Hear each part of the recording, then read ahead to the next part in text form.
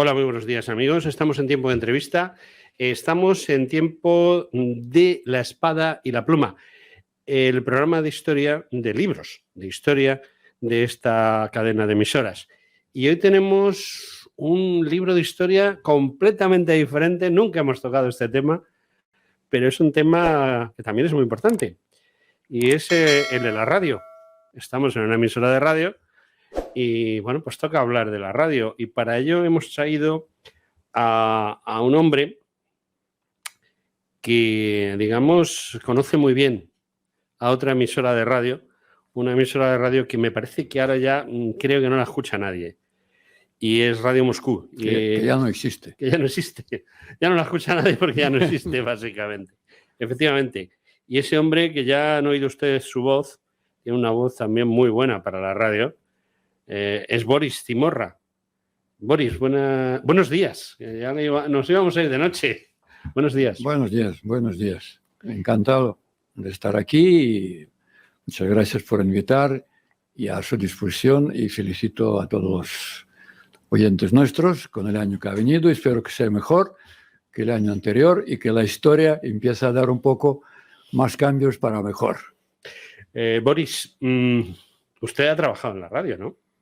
Sí, yo he trabajado en la radio, no mucho, 4 y medio, 5 añitos, pero mi padre, al que dedico este libro, sí que ha trabajado 38 años.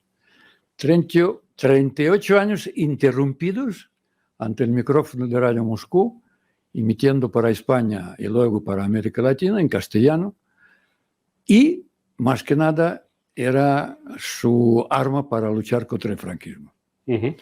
Porque todas las emisiones estaban dedicadas precisamente a informar al oyente español de todo lo que estaba ocultando la censura franquista, y explicando también lo que es el comunismo, por qué él ahora está en Moscú en lugar de estar en su casa en España, y muchas cosas más, todo relacionado alrededor de la lucha contra el franquismo y, en cierto modo, entre paréntesis, la promoción de las ideas por las que él ha luchado en la guerra civil. Era un periodista, era director de Mundo Obrero durante la guerra, se apuntó al comunismo, bajando desde el piedestal de una clase bastante, como decir, superior al del proletariado. Quiero decir que quizá era un caso bastante peculiar, porque normalmente hablamos de proletarios de todo el mundo unidos. Pero mi padre viene de otro mundo, no del proletario, del mundo de acomodado, del mundo de la gente privilegiado, etc. Pero tenía una buena educación, quizá católica, que le estaba enseñando lo que es bueno y lo que es malo en el mundo, y lo asumió muy a fondo. Y cuando ha visto que el mundo de su padre o de su alrededor no era tan justo, porque unos vivían demasiado bien y otros demasiado mal, y al final ha querido apuntarse al mundo de los parias para repartir lo que él podía dar. Y yo creo que de esto es un comunista ejemplar, que hay poco hoy, casi no existente, y tampoco puedo decir que había antes, porque yo he visto muchos camaradas, muchos amigos de mi padre, todos comunistas, por supuesto, que eran bastante diferentes. Era un poco para venir a este mundo a exigir, a arrancar a los que han tenido, porque pensaban que es injusto, y distribuir entre todos más o menos equitativamente, según la doctrina. Pero mi padre ha venido al comunismo no a recibir, sino a dar. Y para mí fue un ejemplo, aunque ya a mi corta edad empezaba ya un poco a ver el comunismo desde dentro de la Unión Soviética, la catedral del comunismo, que no era tanto como mi padre pensaba, y que las praxis no era suficientemente tal como yo imaginaba. Pero bueno, es otra, podemos hablar luego un poco más de ello. Pero yo trabajaba en la radio, por supuesto, en alguna manera contagiado por mi padre, porque yo soy de profesión ingeniero aeronáutico. Yo he terminado la profesión que en Rusia era muy complicada, muy de moda, porque era la época de Gagarin. Y mi padre siempre quería y pensaba que su hijo tiene que ser ingeniero. Y yo le preguntaba, ¿por qué? Porque me gustaban las letras, me gustaba escribir, etc. Y él me decía esto durante 38 años, no, 38 años de su estancia yo he nacido un poco más, pero bueno, 25, 26 años, cada año yo estaba oyendo lo mismo. Mira, Boris, pronto volvemos a España, Franco va a caer, España necesita ingenieros para reconstruir España, porque periodistas hay de todos. Y yo te digo, él me decía, que yo soy periodista y sé que no es una profesión para reconstruir. Estudia tú, serás un buen ingeniero para el futuro de España. Y bueno, y yo, siguiendo sus deseos, a mí me daba igual a dónde ir, porque yo era un buen alumno y al final fui al Instituto Superior de la Aviación en Rusia y terminé, con buenas notas, pero a mí cuando empezaba yo a chocar un poco todos son iguales, pero algunos son más iguales que los demás. Lo que dijo Orwell, que a pesar de terminar esta institución muy prestigiosa y tener un título, luego no pude ir a trabajar prácticamente a ninguna fábrica o instituto de investigación, todo relacionado con aviación, porque realmente estaba dependiente del Ministerio de Defensa. O quiero decir, todo esto estaba controlado por la defensa del país. Y como yo figuraba como un español, porque a pesar que he nacido en Moscú y mi padre era español, en Rusia, usted sabe mejor que nadie, porque también ha estado ahí, que en los pasaportes soviéticos y en todos los organismos que controlaban la población, todos su nacionalidad de origen estaba plasmada en su documento de identidad. Y en mi documento de identidad, aunque era pasaporte soviético, ponía Boris Gutiérrez Simora, español. Y con esto entrar en la industria de defensa era complicado, porque se intentaba que sean rusos, bueno, bielorrusos, gente... Rusos. Mejor rusos. Hasta los de esas repúblicas del otro lado de los Urales. Tampoco. O del Cáucaso. Sí, menos. Más eslavos. Sí. Querían rusos o bielorrusos y punto. Sí. Ucranianos también. Bueno, pero tampoco mucho, por lo que yo sé. No, sí, porque en Ucrania tenía bastante... Bueno, en Ucrania empleando a los rusos, es verdad. Sí, porque en Ucrania había unas fábricas, instalaciones de producción de armamento importantes. Pero bueno, esto me complicó un poco la vida porque yo pensaba que iba a volar y veo que no puedo despegar. Y comentando a mi padre y preguntándole, mira, ¿dónde está la igualdad, etcétera? Y él me dice, bueno, tú tranquilo, entiende que bueno, me ha explicado muchas cosas, que la praxis no siempre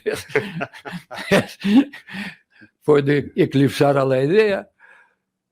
Y yo poco a poco digo, bueno, si no puedo ser ingeniero bueno, no quiero ser mediocre.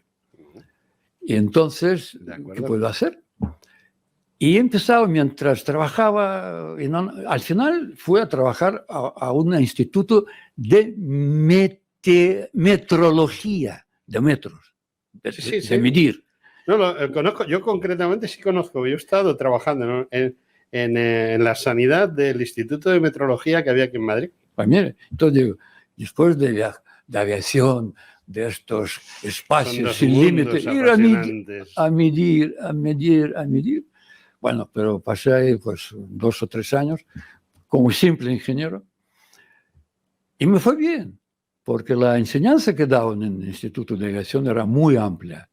Era tan amplia y profunda que cuando ya al final he regresado a España con mi padre, con mi madre en 77, a finales del 67, cuando murió Franco y pudimos volver, antes no, cuando yo quise convalidar mi título, tardaron, porque era todavía franquismo encubierto, y al ver un tío que ha venido de Rusia con un ingeniero de aeronáutico y también meterlo en la industria aeronáutica, tampoco. Bueno, tenía ciertos problemas, pero más que nada la razón de que no me han convalidado durante 3 años, que luego me dijeron que no sabían qué título darme, porque mi título, con las asignaturas que yo he presentado y aprobado en Moscú, traducidas al castellano y todo, dice, entraban 3 títulos de aquí. Ingeniero aeronáutico, ingeniero industrial e ingeniero de caminos. ¿Por qué de caminos? Porque ahí también estudiamos cómo construir aeropuertos. Ah, interesante. Y me dijeron, ustedes, no sé, hay que dar un título de científico, de ingeniería, no sé, no tenemos título. Digo, estoy de acuerdo con el título de ingeniero aeronáutico. Y se acabó. ¿Y trabajó? ¿Trabajó No, usted aquí? No, no llegó a trabajar. No, porque ya no trabajaba en Moscú, porque después de, a ver si no puedo trabajar de ingeniero, poco a poco empecé a escribir en las revistas, porque sabe usted que en Rusia se editaban muchas entrevistas en diferentes idiomas y algunos de ellos también en castellano. Mi padre redactaba algunas de ellas. Y yo poco a poco empecé también a escribir para ellas cosas relacionadas entre Rusia y España, que me apasionaba mucho esta relación cultural entre España y Rusia, y cualquier tema relacionado yo escribía artículos. Y poco a poco estaba experimentando mi periodismo nato y al final mi padre me dice, si quieres trabajar en Radio Moscú, redacción latinoamericana, que te puedo ayudar, pero ayudar para entrar, luego tú verás. Tú verás, sí. Y sí, ahí, porque allí había que ganarse cada uno el puesto. Había que ganarse mucho, porque mi padre tenía mucha fama ahí, y para no eclipsar a él, le dije, mira padre, si veo que no puedo, me retiraré igual que de la ingeniería. Pero me fue muy bien y perfectamente, mi padre estaba muy contento con lo que yo hacía y todo el mundo decía, de tal palo, tal astilla. Vamos a empezar por el final, ¿le parece? A mí me da igual. El final es que al final Radio Moscú desaparece. Al final desaparece. ¿Y por qué? Mire, después de la desintegración de la Unión Soviética, sí, pero bueno. Entonces esta radio ha cambiado un poco. Al principio ya era La Voz de Moscú, se llamaba, no era Radio Moscú, La Voz de Moscú, y luego poco a poco ya se estaba perdiendo su facultad de la radio internacional. Porque Radio Moscú era radio internacional en ondas cortas, a largas distancias, para conquistar el mundo. Y de repente ocurre que hay otros medios, Internet, radios por Internet. Sí, bueno, y luego la FM, que es la que se ha hecho la dueña del cotarro. Exactamente. Y poco a poco, pues Radio Moscú al principio se ha reducido a una redacción pequeña, luego parte de su redacción ha pasado a la agencia de noticias Novosti, que es noticias, y donde tenía ahí una especie de radio por Internet, y al final se terminó como radio. Porque sigue existiendo, no Radio Moscú, porque yo concretamente pues hago bolos, como se dice en Russian Today y en Izvestia, ¿no?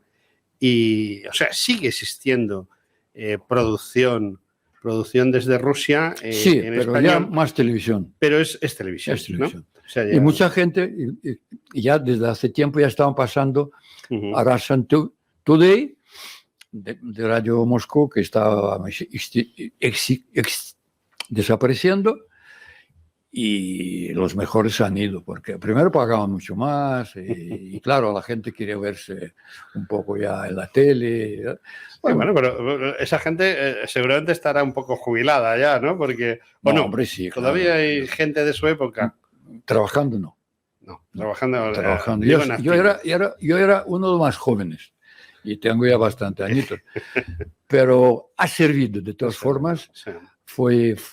Empezó a emitir en 29 como tal y en 32 en castellano. Y hasta los años, pues, no sé, casi, no me acuerdo exactamente cuándo desapareció, pero ha tenido pues sus 60, 70, 80 años brillantes, porque era una radio que con los tiempos también iba cambiando, pero la eficacia era tremenda, porque también durante la Segunda Guerra Mundial había otra radio alemana, que emitía un poco más en el número de idiomas que la Radio Moscú creemos que estaba batiendo récord. Llegó a emitir en un momento determinado, si no me equivoco, hasta 60 y más idiomas. ¿Desde Alemania? No, Radio Rusia. Moscú. Radio Moscú, Pero sí. cuando Hitler llega al poder, ya más que cuando ya empieza ya su conquista de Europa, etc., ya empezaba a emitir a más. Jamás. Pero ganó la guerra en Radio Moscú. Y eso todo el mundo lo reconoce. Cuando empieza la Guerra Civil en España, en 1936, Radio Moscú era quizá una emisora muy oída en España. Bueno, todavía no, porque era uno de los filiales de Radio Moscú, que entonces emitía, pues primero empezó a emitir, como es lógico, en alemán, porque ya se acercaba a lo que se acercaba y el alemán, incluso en Rusia en aquel momento, era el idioma más importante. Luego empezó en francés, inglés, y luego ya llegó el español, más por el asunto cultural que político, de momento. No por la Guerra Civil. Todavía no. Todavía no. No. Pero, sin embargo, sí hubo una gran intervención, digamos, militar y policial de la Unión Soviética en nuestra Guerra Civil. Y, sin embargo, en este capítulo, que es muy importante, el de la propaganda, apenas entró, por lo que usted me dice, ¿no? Sí, porque todavía, mire, como anécdota, el que llevaba el Radio Moscú era un italiano exiliado en Argentina, y luego pues ha pasado a Moscú porque ahí era sindicalista, perseguido, y al final, sí, bueno, se ha refugiado. En la época de Perón no estaría muy bien visto. Exactamente. Y luego la locutora también, la que empezaba con él, era una judía mexicana, mejor dicho, una judía, bueno, de los padres judíos que han exiliado o se han ido después de la revolución a Ucrania, a México, y luego ella, como hija, no sé qué, de un momento determinado, pues ha vuelto a la patria de sus padres, ¿no? Esto era Radio Moscú, con poca gente, no hay gente que conocía español, porque, repito, era alemán más importante, francés, que por naturaleza era un idioma en Rusia bastante conocido y representado, luego inglés menos, y español menos.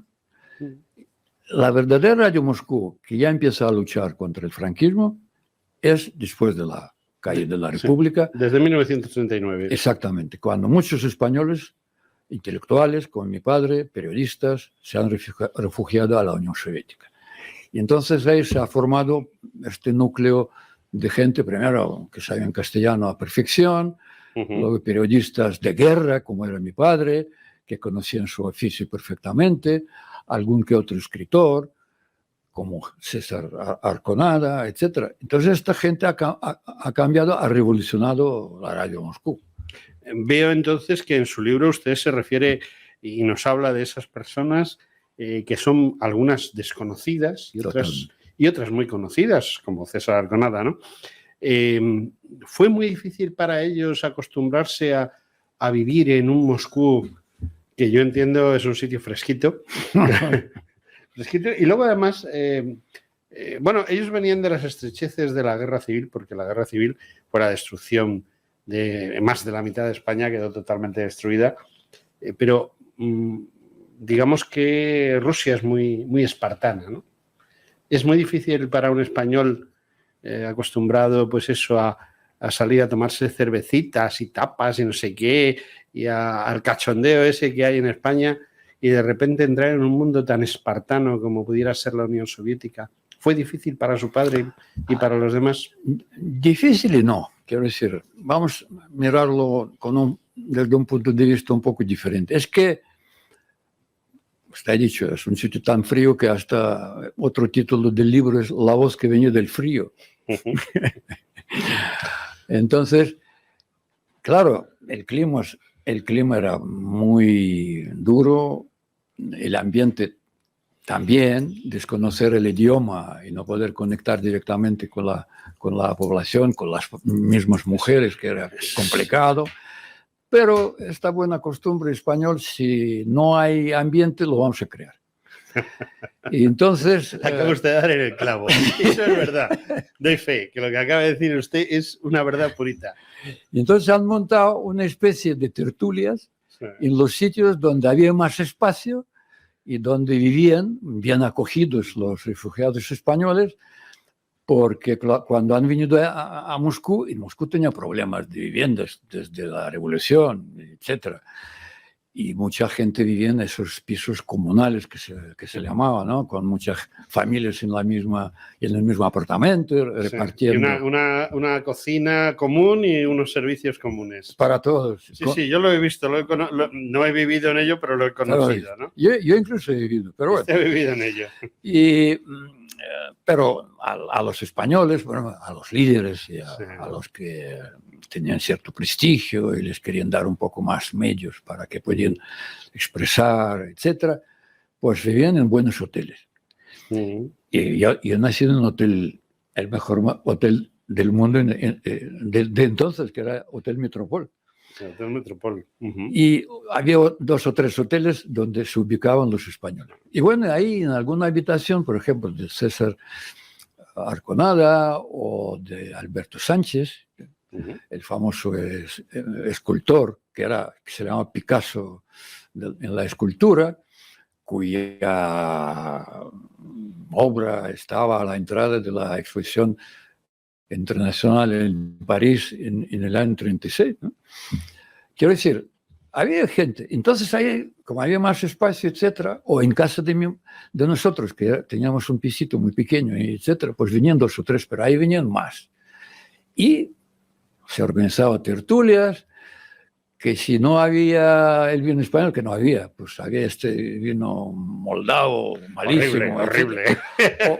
Doy fe que es horrible. O un coñac armenio, malísimo, malísimo. No, aquel malísimo. A Churchill le gustaba. No, claro, a Churchill mandaba el mejor. Bueno, ¿no? Pero este era de 3 estrellas, ese es el mínimo que había. El coñac armenio tiene variantes. Y a Churchill mandaba de generalísimo, ¿no? Que 2 estrellas.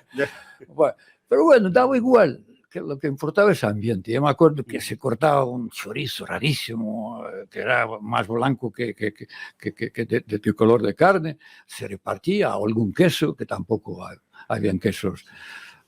Quesos de los nuestros, había quesos del centro de Europa. Sí, son insípidos y sin gracia, como el agua. Exactamente. Igual, pero bueno, la fiesta se organizaba y bueno, las tertulias... Sí. Importantísimo. En mi caso personal, tengo una anécdota, que venía un amigo de mi padre cada sábado, o mi padre iba a ver a él en su habitacionita ahí, y otro sábado él venía a nuestro apartamento muy pequeñito.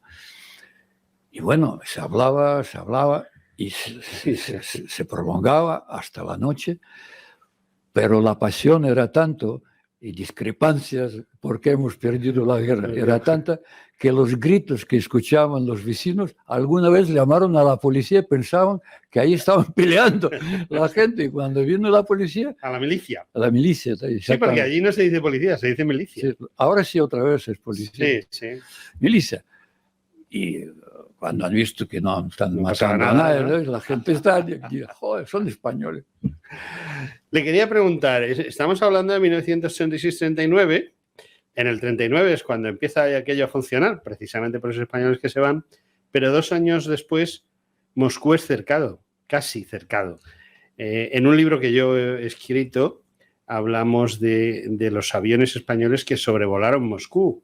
Bueno, aviones alemanes pilotados por pilotos españoles, ¿no? ¿Qué pasó con Radio Moscú en 1941? Y supongo que la quitarían de Moscú, se la llevarían a los Urales. Exactamente. Bueno, se han quedado algunos como de reserva en unos búnkers que han tenido fuera de Moscú, habilitados para como estudio pequeño, con recursos medianos, pero la Radio Moscú como tal, con todo el personal, etcétera, y con todo el equipamiento, se ha ido a la ciudad de Kuibyshev. Es ahí a las orillas de Volga. No la conozco. O más, y luego más allá, porque más allá del Volga. a donde todavía no llegaban. Sí. Pero los alemanes estuvieron cerquita del Volga, ¿eh? No, sí, estaban acercándose, pero esto está ubicado en un sitio a donde todavía no llegaba la aviación. Y desde ahí estaban emitiendo, no sé, 2 o 3 años. Hasta que no empezó ya el ejército soviético a ir avanzando. Una pregunta sobre eso. ¿Influenció en esa Radio Moscú la existencia de unidades como la División Azul, la Escuadrilla Azul o la Marina Azul que había en el Báltico? ¿En qué sentido? Sí, en hacer programas específicos para ellos. No. Tal como usted plantea, no, pero... Admite el niet. Niet. Pero había una excepción. Sí. Hablando de División Azul. Había una excepción precisamente cuando mi padre, después ya de terminar la guerra, propone en Radio Moscú, a la dirección de Radio Moscú, para ir alrededor de San Petersburgo, de Leningrado, entonces, a entrevistar a los prisioneros de la División Azul, que habían bastantes ahí, junto con los alemanes, en unos campos de concentración afuera de Leningrado. Y Radio Moscú dice, Eusebio, camarada, ¿usted qué dice? No, dice, quiero ir a entrevistar a los divisionistas para preguntar cómo se está, cómo se encuentran.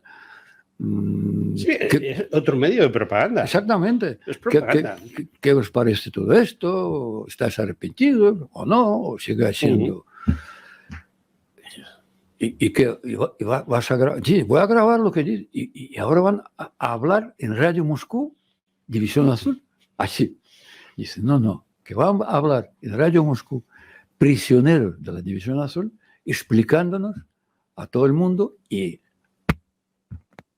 a sus madres, a sus padres, a sus hermanas, etcétera, cómo están, si están bien, si están mal, etcétera. Es un programa absolutamente humanitario y poco tendría que ver con política. Además, voy a grabar a la gente que quiere hablar y a los que no, no. Y convenció a la dirección. Pues desconocía yo que se hubiese hecho eso. Sí. Y se ha ido, ha hecho varios programas, tuvo un éxito fenomenal. Sí. Hasta tal punto que en Radio Moscú, bueno, como en cualquier radio, había un departamento que recibía las cartas para medir un poco la audiencia. Y había un montón de cartas, pero cartas raras, cartas o semiabiertas o cartas sin remitente y cartas con algunos sellos raros. Quiero decir que las cartas que por lo visto pasaron cierta censura o algo, pero venían y le estaban agradeciendo porque algunos se han enterado de que su hijo o su marido está vivo. Está vivo, sí. Y no está mal, que les tratan mejor que a los alemanes. Bueno, lo cierto es que yo he tenido muy buenos amigos.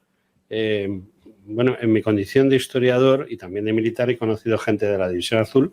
Concretamente he conocido al único hombre que ha muerto 4 veces. Sí, murió en la batalla de Teruel, la guerra civil. Murió en Krasny Bor, que fue la más importante batalla de la división. Luego fue fusilado porque montó una huelga en un gulag y finalmente ya se murió pues, muy mayor y de un cáncer, ¿no? El sargento Ángel Salamanca. No sé si usted habrá oído hablar de él. Ángel Salamanca es un hombre que montó una huelga en un gulag. Y bueno, lo condenaron a muerte y de hecho informaron a la Cruz Roja sueca, que era la que hacía de intermedia, de que se la había fusilado. Pero tuvo la suerte de que se murió el camarada Stalin. Y entonces aquello se ha parado un poco. Se quedó parado y al final, pues bueno, usted sabe también como yo que todos aquellos prisioneros volvieron a España junto con algunos que se habían ido con su padre.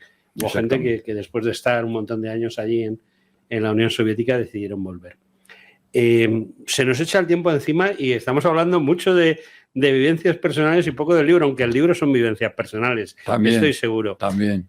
¿Cuál es la época floreciente, la época maravillosa, los programas maravillosos que hizo Eusebio Zimorra? Yo creo que yo creo que todas las épocas eran buenas para él porque cuando él era una persona que profundamente creía en que el comunismo, para él el comunismo es romántico y definitivo, a pesar de la mala praxis, a pesar de cualquier cosa, lo achacaba a la mala praxis, pero a la idea no la ponía dudas de la igualdad, de fraternidad, de todo lo que habla, bueno, el manifiesto comunista. Y para él, en cada época, porque claro, estando en Radio Moscú 38 años, fíjense, primera instancia, viene a la Unión Soviética en 39 y justo en este momento seguir luchando. Y va a Radio Moscú para luchar contra el franquismo y en este momento se firma el pacto entre Hitler y Stalin. Y ya no se puede criticar a Franco. Bueno, debió de ser un palo para ellos, ¿no? Un palo. Bueno, se aguanta. Pero en 41, cuando empieza la guerra, etcétera, pues ya se ha lanzado. Sí. Y toda la guerra, esta Segunda Guerra Mundial, para él era una guerra por España, por Rusia, por la Unión Soviética. Una guerra... Sí, porque no entiendo que fuese por Rusia, sería por la Unión Soviética. Sí, por la Unión Soviética. Bueno, como le llamamos aquí muchas veces Rusia, la Unión Soviética, casi lo mismo que no lo es. No, no lo es. Eso pero muy claro. Era una... Luego termina la guerra, posguerra, pues todo.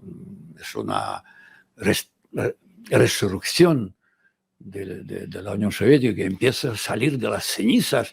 Y claro, todo esto, la construcción, la reconstrucción, etcétera, todo eso, claro, se transmite a los que trabajan, a la radio, etcétera. Y bueno, y se transmite también a España, al mundo. Pero bueno, 56, el 20 Congreso del Partido Comunista y Nikita Khrushchev acusa a Stalin de los crímenes de guerra. ¿Y qué vamos a hacer? Entonces, todo aquello, desde 41 hasta 56, y luego, bueno, el deshielo de Khrushchev. No. Entonces le dice, ¿ves? Me dijo, Boris, podemos reconsiderar, podemos reconocer nuestros errores. Es lo bueno de nuestra doctrina. Bueno, del cielo, etc. Y luego viene Brezhnev, que quita a Khrushchev. Sí.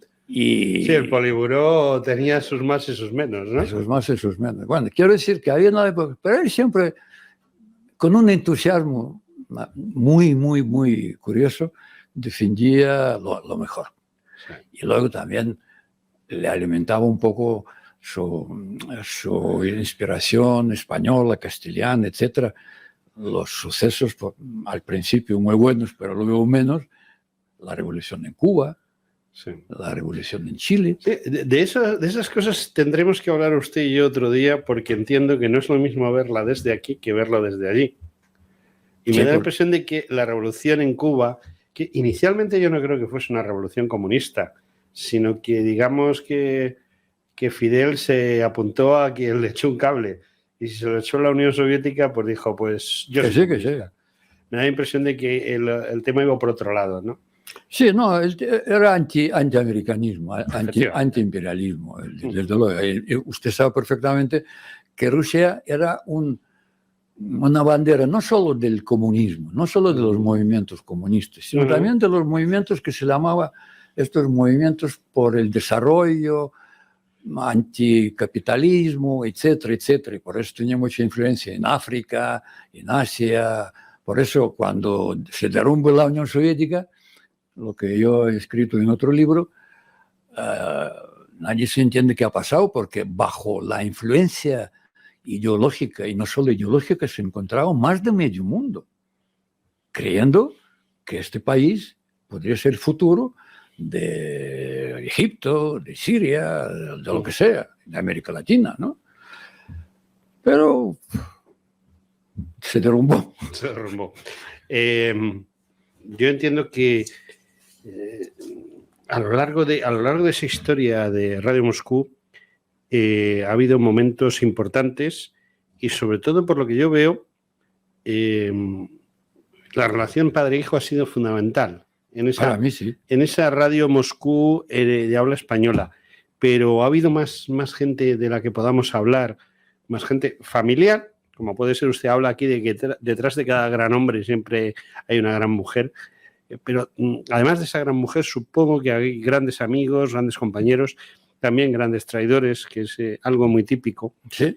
Y de esa gente podríamos dar algún totum revolutum, un poquito de ellos, una pizquita, porque se nos está acabando el tiempo, Boris. Bueno, una pizquita, vamos a ver. Tenía, no solo, bueno, es que Radio Moscú era también, como era centro de los españoles, y entonces venía gente desde fuera. Mi padre era un gran amigo de toda la vida de Rafael Alberti.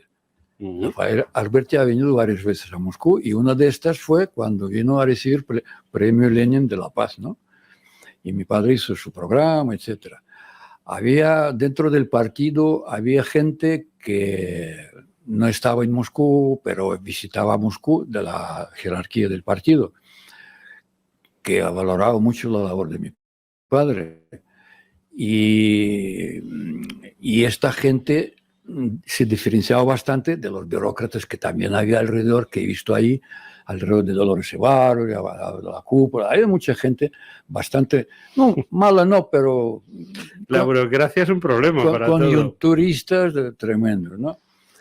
Y había gente que, como su amigo, también, bueno, de toda la vida, pues la vida era corta para esta amistad, que era Jesús Hernández, que era fundador del Partido Comunista en su momento, una figura incluso más importante en la fundación del partido que Dolores Evaro, que fue su amigo, y mi padre era su secretario de prensa y política cuando él era también ministro, uno de los ministros en el gobierno republicano, era Jesús Hernández, ministerio le llamábamos de Educación, aunque se llamaba muy bonito, el Ministerio de Bellas Artes, no, Ministerio de Instrucción y Bellas Artes.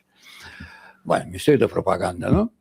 Era el ministro y mi padre era su asesor, etc. Y al mismo tiempo también Jesús dirigía en su momento, antes de la Guerra Civil, el Mundo Obrero, y luego mi padre lo sustituyó, etc. Quiero decir, pero esta gente fue expulsada del partido. Mi padre también tuvo ahí ciertos momentos en Moscú ya, cuando venían algunos comisarios, porque no hablamos ya de otro acontecimiento que se ha producido durante esos 38 años, cuando entran las tropas soviéticas en Praga, en Checoslovaquia, y hay un equipo de redactores en Praga, donde se estaban editando revistas y otros documentos del partido traducidos al castellano, pero estaban editando en Checoslovaquia, porque en Rumanía hay otra emisora española. Sí, y en Albania. Y en Albania, quiero decir, otro periodo, cuando se dividió el partido, y había mucha... Cuando se comprobaba quién estaba en cada bando, ¿no? Exactamente. En los y el último... eurocomunistas o en los de toda la vida. Exactamente. Y la última pinceladita. Un día, cuando se cambia en Moscú la dirección del partido, que ya es más eurocomunista, no sé qué, y una nueva jefa de radio, ahí teníamos en Moscú Centro Español, que era centro del partido. Le llamo y le digo, Eusebio, ¿puedes venir? Sí. Viene, se cierra la puerta, le saca una carpeta, y en la carpeta se pone dossier Eusebio Gutiérrez Simora. Dice, léalo, estas páginas. Y lee páginas y mi padre ve que es unos informes que alguien estaba mandando sobre él a lo largo de todo este tiempo, de su comportamiento como comunista, con muchas cosas críticas, no sé qué, de lo que habla en la radio. Bueno, un dossier, y claro, dice, ¿quién es? Y ella, por si acaso, coge el papel, toma, su mejor amigo, uno de sus mejores amigos. Suele pasar. Suele pasar. Bueno, Boris, yo estaría hablando con usted de la radio, del comunismo, de la Unión Soviética, pues estaría toda la vida, porque la verdad es muy interesante. Me está usted contando algo muy parecido a mi propia historia. Mi padre era un hombre que creía en la Falange, creía en José Antonio Primo de Rivera, era pues como su padre. Como su padre, exactamente igual, nada más que en este bando. Románticos. Románticos. Creían en lo que estaban haciendo, lucharon en una guerra en la cual sacaron beneficio a lo mejor terceros, que no precisamente los españoles, que era quien debiera en todo momento de haber sacado ese beneficio, aunque una guerra no es precisamente lo ideal. Lo que sí sucede es que precisamente los que lucharon por España, de un bando o de otro, con ese romanticismo, son quizás los que menos beneficios sacaron de eso. Sacaron muchos disgustos y luego, pues a lo mejor ese camarada que estaba al lado y que ellos creían que era un camarada, resulta que era menos camarada de lo que parecía. Exactamente. Y eso influye mucho. Yo voy a hacer una crítica muy positiva de su libro. Entiendo. Además, yo estaba muy interesado. A mí la editorial Almuzara, que es el sello principal de Secotia, que es quien ha sacado el libro. Vamos, Secotia es Almuzara y Almuzara es Secotia, en definitiva. Y ellos no me ofrecieron su libro, ¿eh? ¿No? No, es curioso, porque, bueno, a mí me gustaba más otro tipo de libros. Este es un libro que me ha gustado mucho. Voy a comentarles. No. Este error. No es error. Vamos a ver, Pepe, el jefe de prensa de Almuzara, conoce muy bien mis gustos. Y este libro no entra en lo que yo habitualmente... Sí, porque no es típica historia. No es típica historia. O sea, yo hablo mucho de historia militar, historia política, incluso historia económica. Pero esto, aunque es un libro de historia, pues se sale de la línea habitual, ¿no? Entonces yo lo vi, él me manda, la prensa de Almuzara pues me manda, bueno, pues vamos a sacar este libro, este otro y tal. Y le digo, ¿y este libro qué tal? Y entonces me dice Pepe, en confianza, yo no te lo he ofrecido porque a ti te gusta el libro de historia militar pura y dura, es lo que quieres y lo que buscas, pero estoy seguro de que te va a gustar. Digo, pues mándamelo.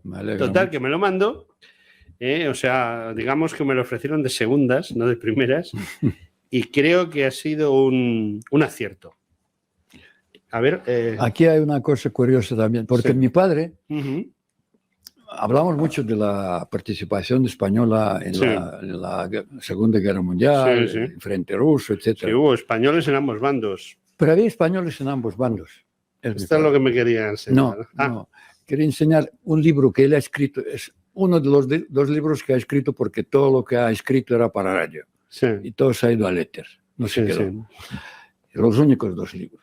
Sí. Por eso yo cuando escribí este libro, más que nada, para, como usted cuando ha dicho al principio, había gente al que ya después de tantos años en España nadie conocía quiénes son. Es un homenaje a esos que Exactamente. A los que no conocemos. Efectivamente, y como no estaba otro entre ¿quién se acordaba que era un director del Mundo Obrero durante la guerra, un periodista taurino y de teatro, crítico teatral? Nada. Entonces, mi padre, como no ha escrito más libros y todo lo que ha escrito era para radio, entonces ha ido al éter, ¿no? Como lo que el viento no se llevó, ¿no?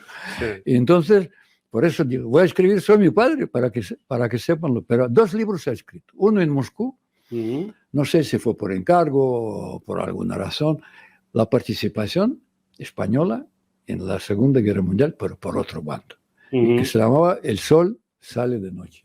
Aquí había la portada. Bueno, da igual.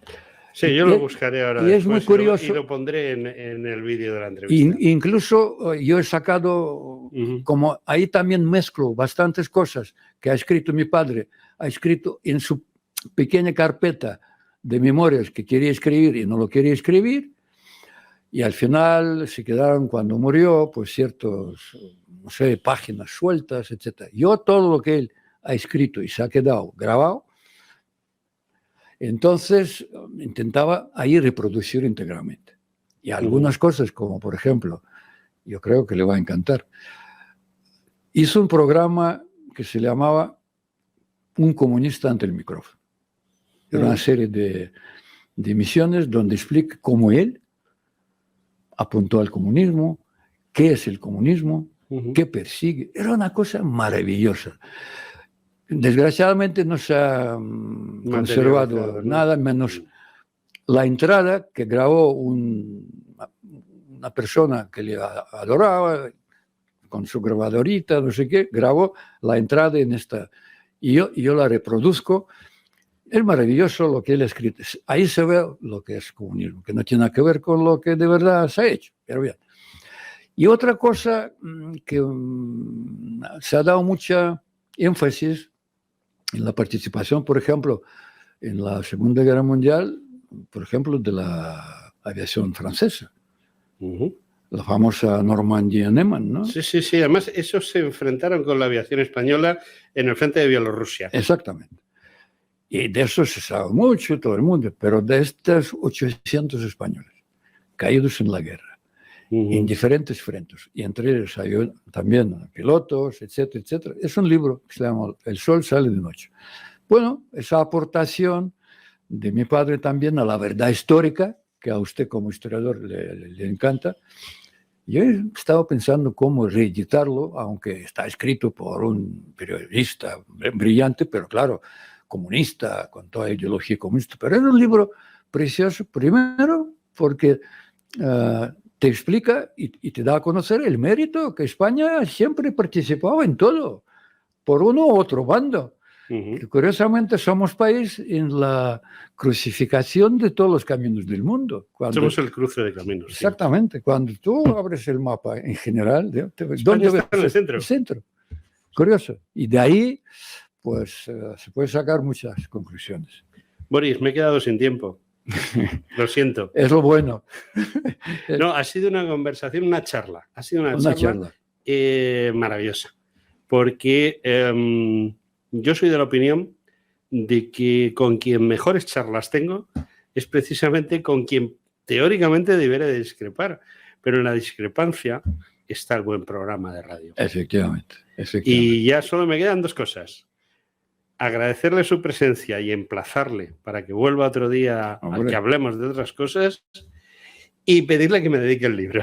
Sin falta, sin duda. Decirle adiós. Boris Zimorra, muchísimas gracias por venir. Y muchas gracias a vosotros por escuchar, por aguantar. Y espero que el que nos esté escuchando, pues después de esta charla, le interesaría leer el libro porque hay muchas cosas interesantísimas, muchas anécdotas, hay incluso anécdotas del pueblo ruso sobre su propio régimen que estaba trayendo a la redacción de Radio Moscú un español, hijo de los famosos españoles que se fueron ahí trasladados a Moscú, creció, etcétera, y luego entró en Radio Moscú. Y hacía entrevistas a todos los secretarios generales de los partidos comunistas hispanoparlantes.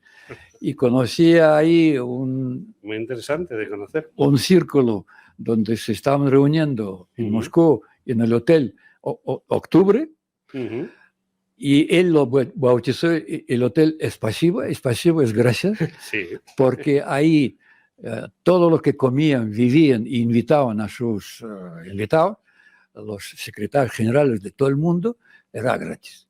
El caviar no había que escolta. pagar. No, escolta sí. Escolca. Ah, escolta. Nada, cero.